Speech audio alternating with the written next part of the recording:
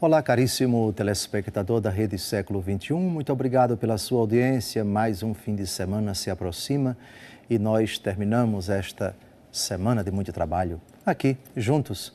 Eu aqui, você diante do seu televisor, programa Luz da Vida, ocasião de 30 minutos semanais para nós refletirmos realidades relevantes da nossa fé à luz da Palavra de Deus e da doutrina da Santa Igreja.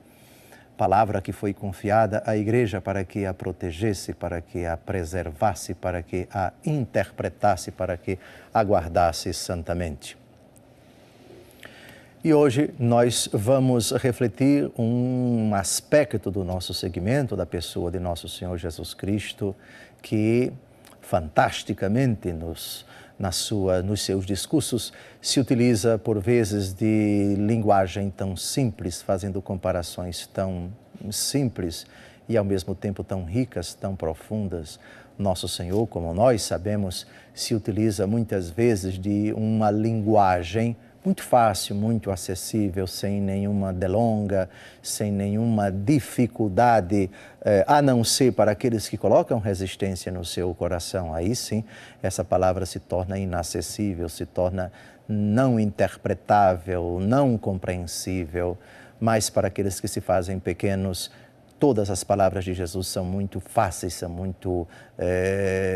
não são difíceis de serem compreendidas, assimiladas, meditadas e postas em prática. E hoje nós vamos refletir o nosso segmento da pessoa de Jesus, partindo de uma comparação muito simples, muito, digamos assim, corriqueira, fruto da nossa experiência diária até.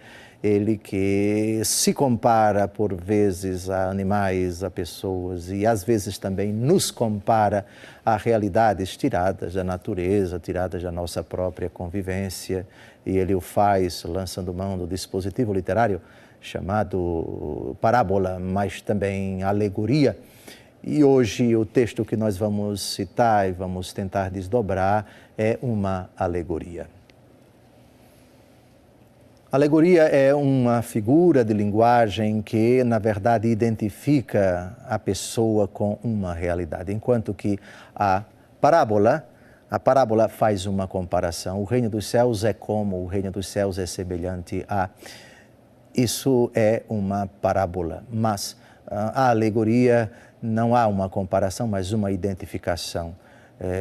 Eu sou a rocha, eu sou o bom pastor, vós sois luz do mundo, vós sois sal da terra.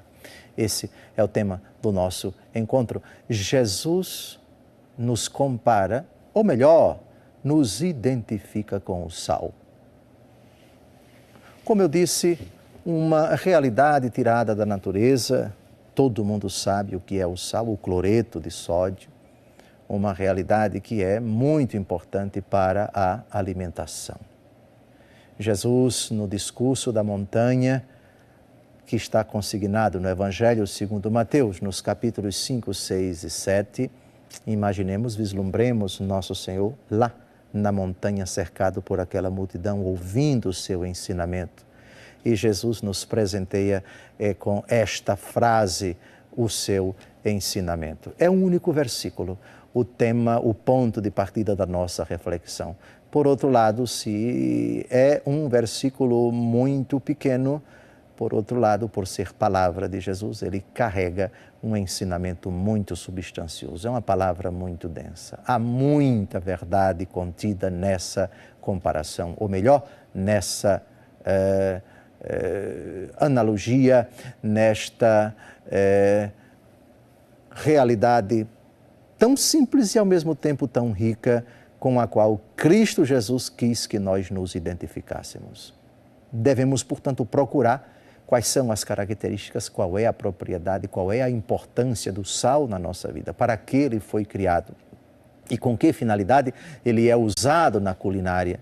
E aí nós descobriremos o que é que nosso Senhor Jesus Cristo quer de cada um de nós no nosso segmento, a pessoa dele, a palavra dele, ao evangelho dele, na igreja dele. Vamos logo ao texto e vamos tentar desdobrar, tirar, cavar, aurir dessa riqueza que são essas poucas, mas densas mais misteriosas, mais consistentes palavras de Jesus. Um único versículo, Mateus capítulo 5, versículo 13. Vós sois o sal da terra. Se o sal perde o sabor, com que lhe será restituído o sabor? Para nada mais serve, senão para ser lançado fora e calcado pelos homens. Jesus não disse aqui, vós sois o sal da família, vós sois o sal da sociedade. Jesus disse, vós sois o sal da terra. Aqui Jesus é bastante ambicioso. Aliás, essa afirmação, esse complemento nominal da palavra sal, da terra, tem relação com a ordem que ele deu a toda a igreja no final do Evangelho segundo Mateus. Ide pelo mundo inteiro, pregai o Evangelho a toda a criatura. No capítulo 1 do livro dos Atos dos Apóstolos, versículo 8, Jesus disse, vós sereis minhas testemunhas na Judeia, na Samaria, na Galileia e até aos confins da terra. Aos confins da terra. Sal da terra. Qual é a conclusão? Jesus foi muito feliz ao utilizar o complemento nominal da terra para a palavra sal. Vocês devem ser sal onde quer que vocês venham a se encontrar. No mesmo capítulo, lá no versículo 16, ele diz, brilhe a vossa luz diante dos homens, para que vendo vossas boas obras glorifiquem o Pai que está nos céus. O brilho da luz se estende a toda a terra. O sal é sal da terra. Ele é sal onde quer que ele venha se encontrar. O cristão deve ser sal ali onde Deus o colocar, ali onde ele estiver. Mas o texto avança. Vós sois sal da terra. Se o sal perde o sabor, com que lhe será restituído o sabor? Quando Jesus faz uma pergunta, ele já sabe da resposta. Mas antes de tratarmos da resposta a essa pergunta, isto é, perder o sabor, para que é que serve? A resposta já é dada, para nada mais serve, senão para ser lançado fora e calcado pelos homens. Antes de tratarmos dessa finalidade básica do sal na comida, que é dar o sabor, vamos tratar de outras duas propriedades do sal. O sal, sim, sem dúvida alguma, é utilizado sobretudo para dar sabor à comida. Mas não apenas para isto. Antes de a comida ser preparada, aqui nós temos que remontar a nossa mente para o tempo de Jesus. Naquela época não havia geladeira, não havia freezer, não havia nenhum desse dispositivo tecnológico, desses dispositivos tecnológicos capazes de conservar a comida congelada, por exemplo, durante muito tempo. E como era que os antigos faziam para conservar a comida, a carne, por exemplo, por muito tempo? Salgando-a. O sal tem também a propriedade de conservar o alimento. Para que ele passe muito tempo ali guardado, protegido pelo sal, conservado pelo sal, estocado, por assim dizer, no armazém ou na despensa, chamemos assim, aquela parte da cozinha onde a comida fica armazenada, para ser utilizada depois. Finalidade do sal: conservar. Vós sois sal da terra. O cristão tem esse papel de conservar a fé que ele recebeu, os princípios que lhe foram dados. os valores que ele assimilou. Aquilo que objetivamente, à luz da palavra de Deus e da doutrina da Igreja, são realidades imutáveis, são valores supremos, são princípios inalienáveis. Agora imaginemos um sal que não conserva. Você já sabe a resposta. Uma comida que não é conservada apodrece. Com o tempo, o mau cheiro indica a comida está putrefando, está apodrecendo. Uma família onde não existe o sal da fé católica, que conserva os valores, os princípios, as regras básicas de comportamento. Ali onde, no lugar de palavras respeitosas, são pronunciadas palavras ímpias. Ali onde a conduta não é segundo o Evangelho, mas uma conduta licenciosa, hábitos pagãos, músicas indecentes, leituras imorais, filmes, espetáculos que afrontam a dignidade da pessoa humana, a castidade, a pureza, perdeu a capacidade de conservar. Alguns dizem debochadamente, fulano é conservador. Conservador é, na verdade, um elogio para o cristão, que conserva as raízes do seu batismo, que conserva os valores da sua fé. O papel do sal é conservar. Vós sois o sal da terra. Conservem a doutrina que vocês receberam, conservem os valores que vocês herdaram dos pais, conservem o alicerce, o vínculo, as atitudes, os comportamentos, a postura, a conduta que é própria de um cristão absolutamente fiel a Cristo e à Igreja. No próximo bloco, nós vamos tratar de outras duas propriedades do sal: a preservação e o sabor. Do sabor Jesus já falou, mas vamos retomar esse assunto. Vós sois sal da terra. O sal conserva, o sal preserva, o sal dá sabor. Que imagem rica, substanciosa. Quantos ensinamentos nosso Senhor Jesus Cristo nos transmite em cima de uma palavra de 3 letras, o sal. Até o próximo bloco, se Deus quiser. No primeiro bloco, nós vimos a primeira finalidade do sal na nossa vida. O sal conserva. Essa era uma tática, um dispositivo, uma maneira de os antigos conservarem um alimento para evitar o seu apodrecimento. Eles não tinham geladeira, eles não tinham freezer.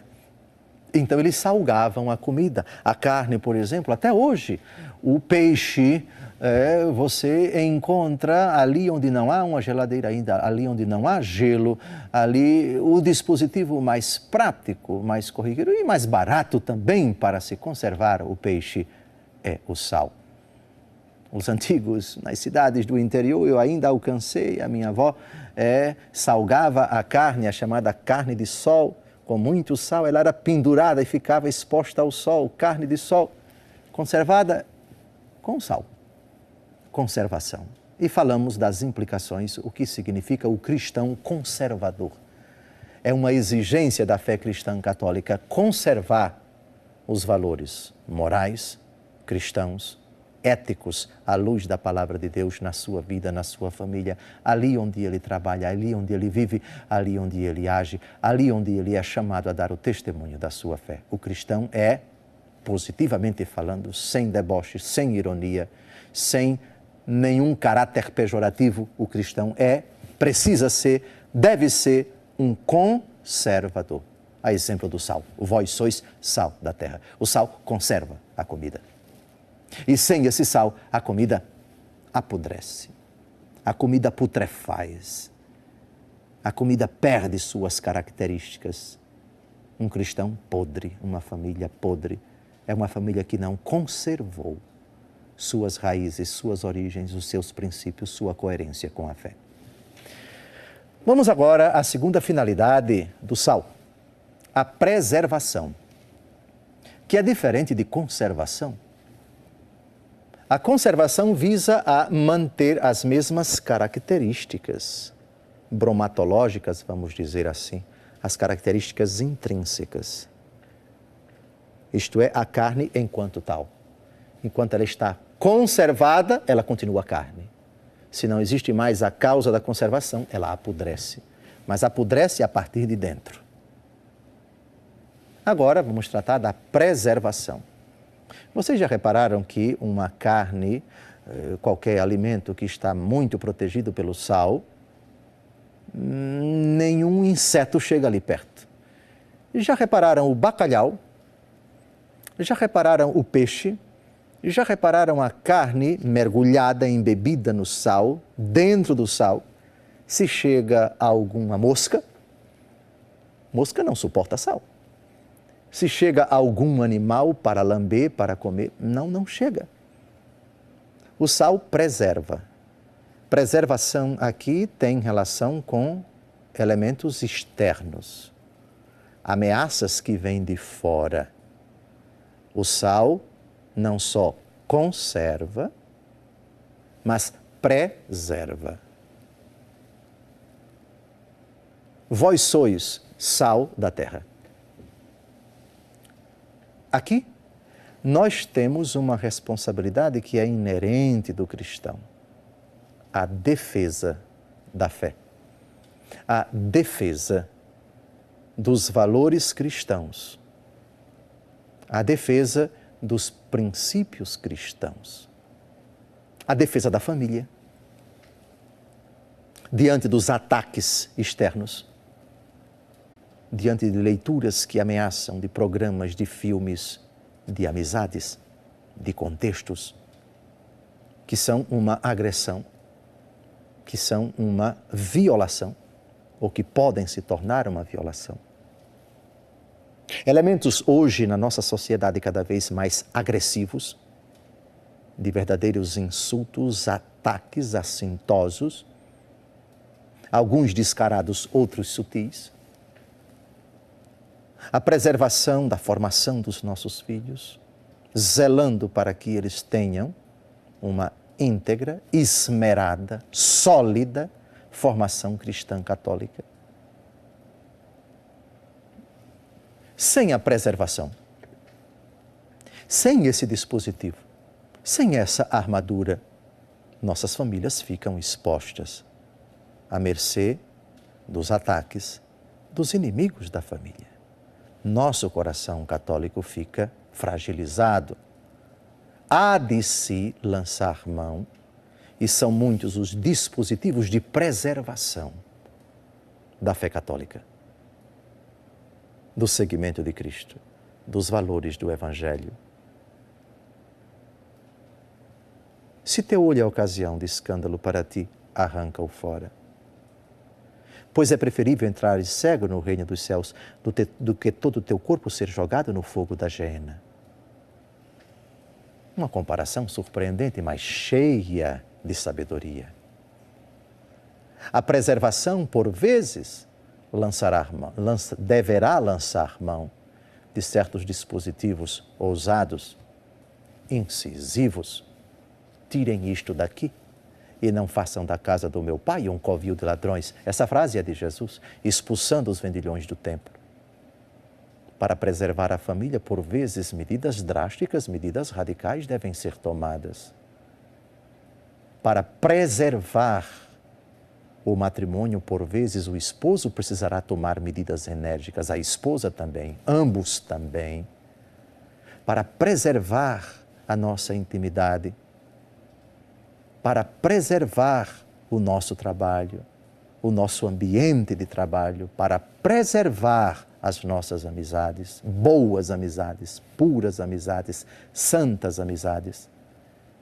Precisaremos, por vezes, tomar medidas duras, incisivas, mas necessárias, sem as quais nossa intimidade, a nossa fé, a nossa igreja, a nossa família, a nossa casa, o nosso trabalho, os nossos entes queridos poderão correr um sério risco.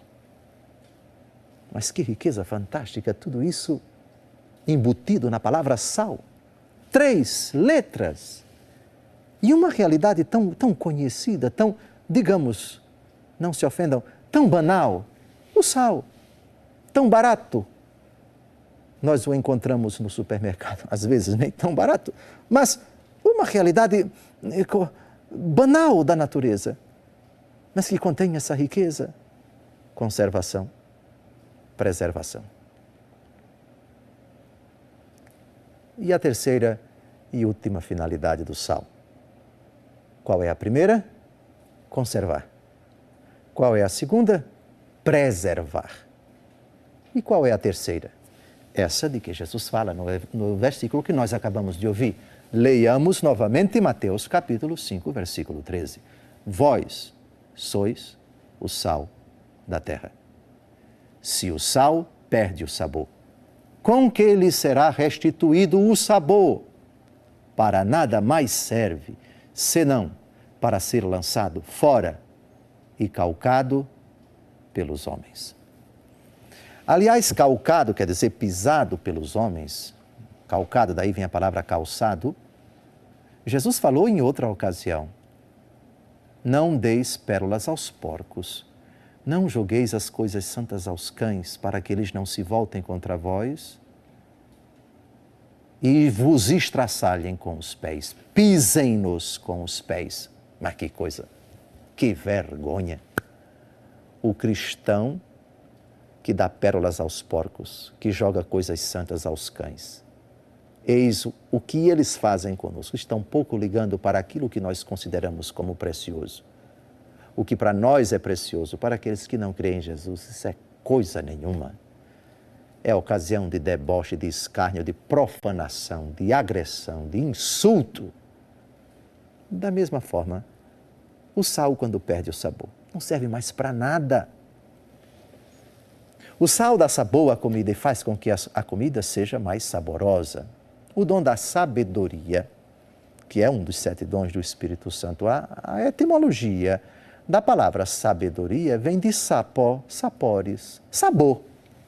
O cristão sábio é aquele que usufrui, aquele que desfruta, aquele que saboreia as coisas de Deus, aquele que sabe de fato desfrutar sem desperdiçar e sentir prazer das coisas de Deus. O próprio Deus na oração, na sua palavra, nos sacramentos, na prática da caridade, em tudo aquilo que procede dele, que corresponde à sua santa vontade, buscar, viver, praticar, usufruir, meditar, conservar e transmitir.